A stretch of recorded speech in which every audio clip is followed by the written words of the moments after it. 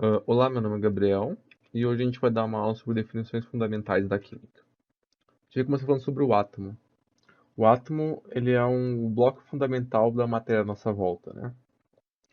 São, é um tipo de substância fundamental, né? A unidade mínima da substância química, que não pode ser reduzido por nenhum método de natureza química. Então, além do átomo, o que tu tem é a física, né? Na definição da ciência.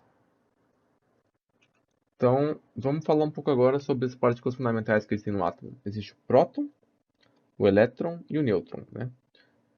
O elétron ele é uma partícula de carga negativa e leve. O nêutron é partícula de carga neutra, né? Ele tem um peso um pouco menor que o próton, mas mais pesado que o elétron, né? E a gente tem o próton, que é uma partícula de carga positiva e pesada em relação ao elétron, né? Agora, a gente tem aqui as forças de Coulomb, né? Elas são muito importantes para explicar o que acontece no átomo, porque a atração do núcleo está muito relacionada ao o que é capaz de deixar de manter os elétrons estáveis, né, nos orbitais.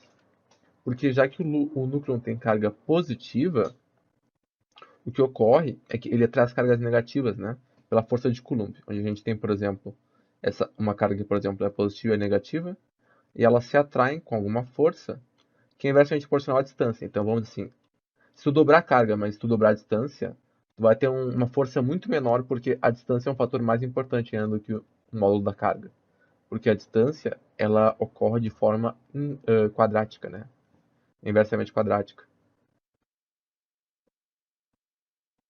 Então a distância é um fator bem importante, né? E é por isso que a gente pode ver que à medida que o até que a força dos prótons sobre os elétrons não é efetiva totalmente, porque à medida que a distância aumenta, né, que o orbital aumenta onde o elétron pode estar se tornar mais distante, o efeito do próton dele diminui. Então, os elétrons mais internos, né, que estão em orbitais mais próximos do núcleo, eles têm muito mais, eles têm um efeito muito mais forte, né, desse núcleo. Por isso é que se chama esse é o efeito da blindagem, né, que basicamente os elétrons mais internos estão mais próximos do núcleo, enquanto os mais externos estão um pouco mais longe dele, né? E ao mesmo tempo, os elétrons daqui também repelem os elétrons que estão mais longe. Então, tem esses dois fatores que causam com que a gente possa falar, né, que a gente tem uma certa blindagem do poder positivo, da carga positiva do núcleo, né? Isso daqui é agora a equação de Coulomb, né? Aqui a gente tem a carga, as cargas elétricas, a força, uma constante, né, eletrostática e a distância entre as cargas. A gente pode ver também as unidades, né? Metros, coulombs, newton, e aqui é newton por metro ao quadrado dividido por coulomb ao quadrado. Agora, vamos falar um pouco da estrutura do átomo, né? O núcleo. O átomo é formado por um núcleo composto de partículas mais pesadas, os prótons, né, que são positivos, e os nêutrons, que são partículas neutras. Em volta, as partículas mais leves, os elétrons negativos, atraídos pela carga positiva do núcleo. É o que a gente falou antes, né? Esses prótons, eles atraem os elétrons. E isso faz com que os elétrons não saiam do átomo, né? Agora, não é o único fator que existe, né? Porque a gente pode ver que os elétrons permanecem aqui, mas eles estão em níveis de energia quantizados. Isso quer dizer o quê? Que esse elétron, ele não pode vir aqui no meio dos níveis. Ele só pode ocupar valores de energia que estão em algum nível, né? Por exemplo, ou nesse nível aqui, ou nesse nível, ou em algum outro nível que exista para esse átomo, né? Os elétrons não podem estar em lugares, vamos dizer assim, onde não existe um nível para eles, né? Porque eles têm uma energia quantizada, resumindo. O elétron só pode ter entre esses valores de energia, né? Ele tem que ter uma energia que esteja entre esses valores. Então, por exemplo, se o elétron está aqui e ele ganha energia, ele vai ganhar o suficiente para ir para o nível superior. Mas se ele não ganha, se parte da energia que ele ganhou sobra, ele vai liberar essa energia, né? Ele vai emitir ela. Então, ao mesmo tempo, se esse elétron ele for para um nível de menor energia como esse, ele vai liberar energia, né? Porque ele não vai com a energia que ele tem, ele vai liberar parte de energia para ir para o nível de energia. Se um elétron como esse vai para o nível de mais energia, então ele vai ter que ganhar energia suficiente para ir para esse nível, né? Se ele ganhar excesso, ele vai liberar esse excesso. E se esse excesso possibilitar que ele vá para outro nível, ele vai para outro nível, né? Então, a gente pode ver que os níveis, a energia que o elétron pode ter é quantizada, é definida, né? São certos valores. Ele não pode ter qualquer energia. E isso é um dos grandes fatores que tornam o átomo a estrutura que ele é, né? Daí, esses fatores de energia quantizada é o que possibilita o que a gente chama de orbitais, né?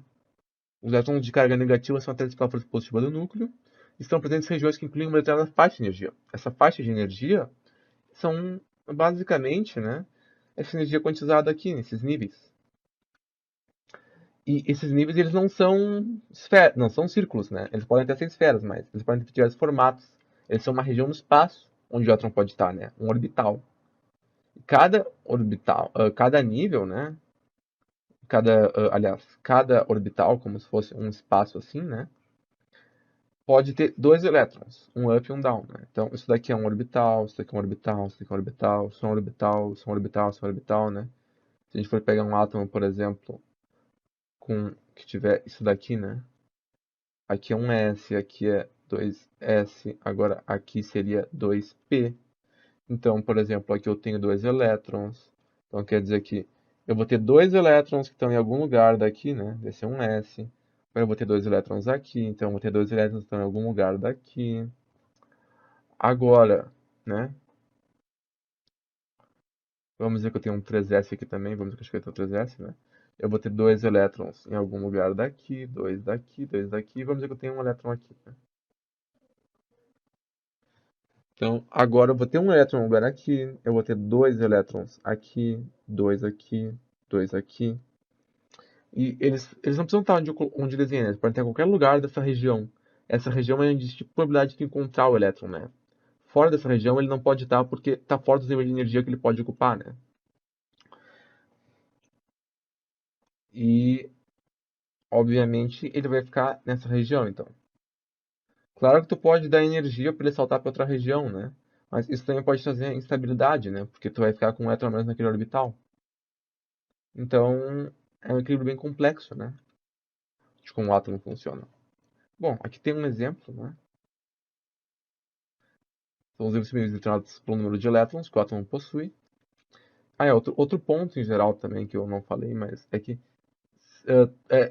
em geral, os elétrons que conseguem fazer saltar ou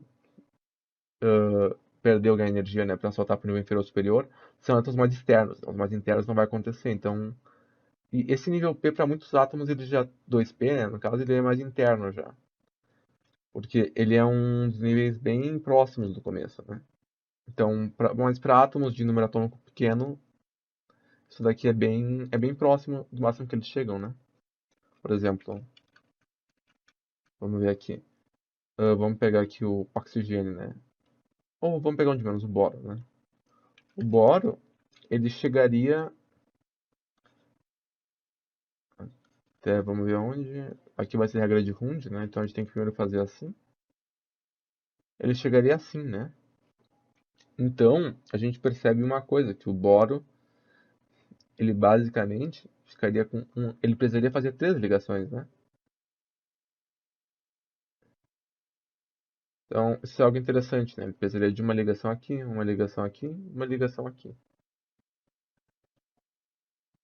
Porque para ficar instável ele precisaria de três elétrons, né? Para chegar no octeto. Octeto nível 2, né? Bom, agora a gente também conclui que com isso a gente só pode ter um número limitado de elétrons em cada faixa, né?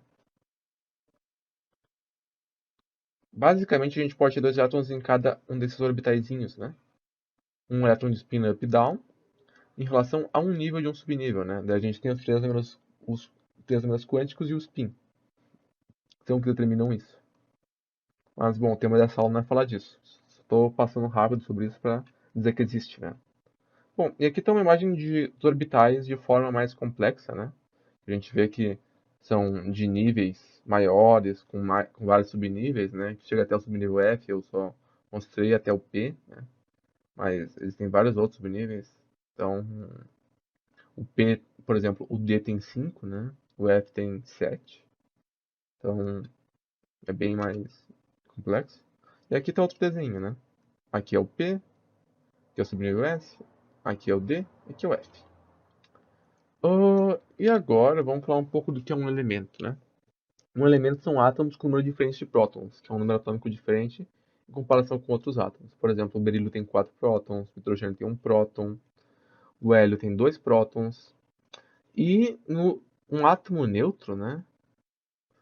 Ou uma molécula um átomo neutro, ele vai ter um número de elétrons igual ao número de prótons. Então, quando o hélio é neutro, ele, por exemplo, tem 2 prótons, ele vai ter 2 elétrons também sendo atraídos por esses prótons. O hidrogênio, quando é neutro, ele vai ter um elétron sendo atraído pelo próton do núcleo dele, né? Então, e para todos isso vale, né? Quando o átomo é neutro, o número de prótons tem que ser igual ao número de elétrons. E a gente pode ver que o que muda então a identidade do elemento é o número atômico, né? Que é basicamente o número de prótons que o elemento tem. E agora vamos falar um pouco de moléculas. Elas são formadas da ligação entre os átomos a partir da interação de orbitais de diferentes átomos. E logo de compartilhamento ou transferência de elétrons, né? Isso é bem importante porque o compartilhamento ele vai envolver ligações covalentes e a transferência vai envolver ligações iônicas, né? Que é o que até diz aqui. Exemplos de algumas moléculas: água, hidróxido de sódio, ácido clorídrico, cloreto de sódio, ácido sulfúrico, né? E aqui é um desenho de uma molécula. Daí, vamos ver agora um pouco do que são íons. Íons são átomos ou moléculas, são como se fossem átomos ou moléculas carregadas com carga elétrica. Em diferença a moléculas ou átomos de carga neutra. Íons carregados com carga positiva, eles têm deficiência de elétrons, eles são chamados de cátions. Eles perderam elétrons e agora eles querem de volta. Então, eles têm uma carga positiva que pode atrair elétrons. Os ânions são íons carregados com carga negativa, eles têm elétrons em excesso. Então, eles querem doar elétrons, né, porque eles estão em excesso. Eles têm uma carga negativa que vai atacar cargas positivas, né? Que se atrai com cargas positivas. Então, isso daqui seriam íons, né? Eles são moléculas, são como moléculas ou átomos, só que com carga elétrica, que é por ter deficiência ou excesso de elétrons. E agora a gente vai ter algo chamado número de massa, né? O número de massa, ele é o número atômico mais o número de nêutrons. E o número de massa é a massa que um átomo possui, né? A partir do número de massa de um átomo, podemos entender o número de massa das moléculas, né? Ou melhor, a massa das moléculas, né? Pois a massa da molécula é a soma da massa dos seus átomos. Por exemplo, se eu tenho uma água, né? Aqui, vamos desenhar a água aqui. Eu tenho aqui, aqui, aqui, aqui, né?